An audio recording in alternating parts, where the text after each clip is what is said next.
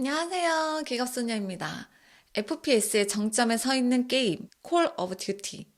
1인칭으로 전개되는 총격전이 이 게임의 주된 내용이지만 2013년에 발매되었던 콜 오브 듀티 고스트 편에서는 조금은 특이한 장면이 나옵니다. 우주 공간의 인공위성에서 지구를 향해 어떤 무기가 발사되고 이 무기로 인해 미국이 초토화되면서 게임이 시작되는데요. 이 무기가 바로 신의 지팡이입니다.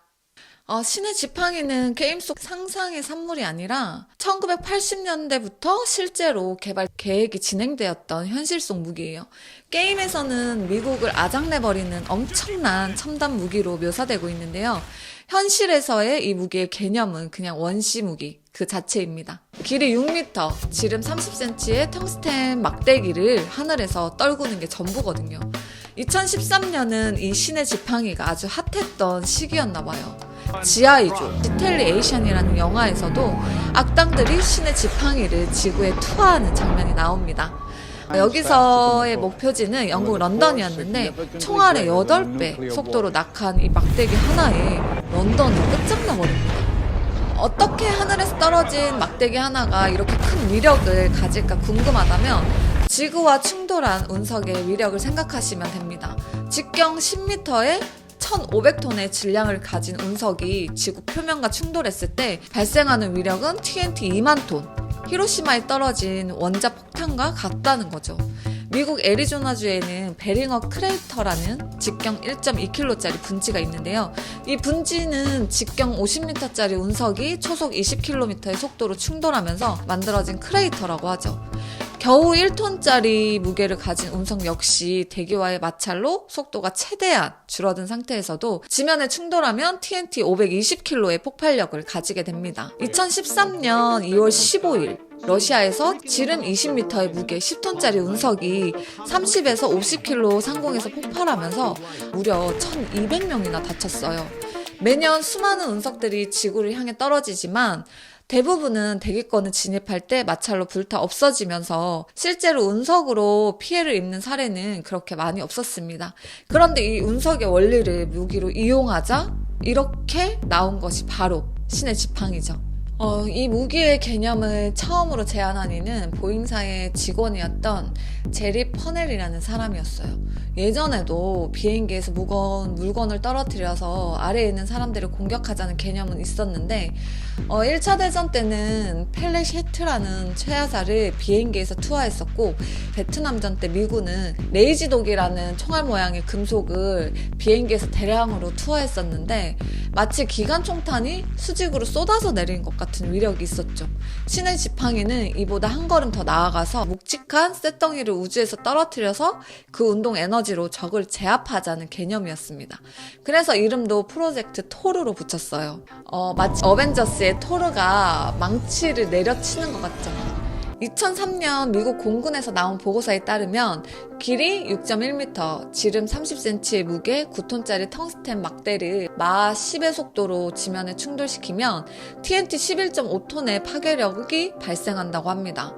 미국의 벙커버스터 폭탄 GBU-57 모압의 폭발력이 TNT 3.5톤이라는 걸 생각하면은 막대기 하나로 TNT 11.5톤의 위력을 얻을 수 있다는 건 분명 매력적으로 들릴 수 있는 이야기입니다. 큰 위력을 얻으면서도 방사능과 같은 부작용도 없으니까요. 그래서 신의 지팡이를 친환경 폭탄이라고 부르는 사람도 있습니다. 친환경? 폭탄에다 쓰기는 조금 뭐한 단어긴 하죠. 장점만 있는 것 같은 신의 지팡이인데 이 무기는 지금까지도 실용화가 되지 않고 있습니다. 왜냐하면 가성비가 진짜 전혀 나오지 않아요. 9톤짜리 텅스텐 막대를 지면에 마하 10의 속도로 충돌시키기 위해서는 비행기가 아닌 인공위성에 투하해야 합니다. 전략 폭격기의 대명사인 B-52의 최대 상승 고도가 15,000m인데 인공위성은 저궤도라고 해도 최소한 200km, 중궤도 위성은 2,000km, 정지 위성 같은 경우는 36,000km 위에 떠있게 돼요. 다시 말해서 신의 지팡이를 떨어뜨리기 위해서는 그 높이까지 지팡이를 실은 위성을 쏘아 올려야 한다는 얘기가 되는 거죠. 우주로 화물을 쏘아 올리는 비용이 1kg에 대충 2,400만 원이 든다고 알려져 있습니다. 그런데 9톤짜리 막대를 쏘아 올린다고요? 한 발에 2,160억 원이나 됩니다. 벙커버스터 GBU 57의 가격이 한 발에 40억 원 선인데요. 아무리 위력이 더 세다고 해도 이건 솔직히 말이 안 되잖아요. 게다가 프로젝트 토르는 한 발이 아니라 5발을 하나의 위성에 탑재했다가 광역으로 투하하는 개념인데, 투하 작전 한 번에 들어가는 비용이 1조 원이 넘는다. 이건 그냥 선을 넘어버리는 거죠. 최근 일론 머스크의 스페이스X 덕분에 킬로그램당 발사 비용이 800만 원 선으로 낮아졌다고는 하는데 여전히 감당하기 힘든 비용입니다. 게다가 유지보수도 큰일이에요. 위성에 탑재되어 있던 신의 지팡이를 다 투하하고 나면 다른 펫의 신의 지팡이를 싣고 우주로 올라가서 새로 보충을 해줘야 하잖아요. 그때마다 드는 비용, 시간을 생각하면 막상 전쟁 중에 쓰기에는 너무 불편한 거죠. 위력도 사실 좀 애매해요. TNT 11.5톤은 분명히 적지 않은 폭발력이지만 게임이나 영화에서 묘사되는 것처럼 전술핵이 폭발하는 것 같은 위력을 보여주는 건 아니거든요. 그리고 인공위성에 탑재되었다는 건 신의 지팡이가 늘상 하늘에 떠 있다는 건데, 위성에 문제가 생겨서 추락이라도 하는 날에는 뜻하지 않은 피해가 발생할 수 있으니까요.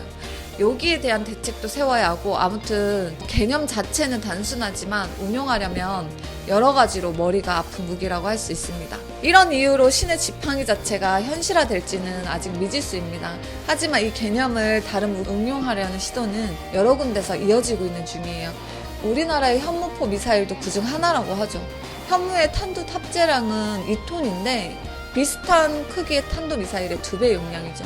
무게를 늘린 이유가 신의 지팡이의 원리를 이용하겠다는 거예요. 어떤 정부 관계자가 현무가 고도 1000km까지 올라갔다면 마하 10의 속도로 지면을 강타하면 TNT 1킬로톤의 폭발력이 발생해서 전술핵처럼 쓸 수 있다고 설명하고 있는데요. 이건 미공군의 보고서와는 상당히 거리가 있는 말이죠.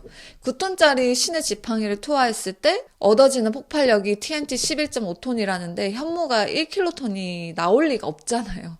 탄두에 중금속을 넣어서 무게를 늘린 덕분에 관통력이 엄청 좋아졌다는 얘기가 언론 브리핑을 하는 과정에서 좀 와전된 게 아닌가 싶습니다.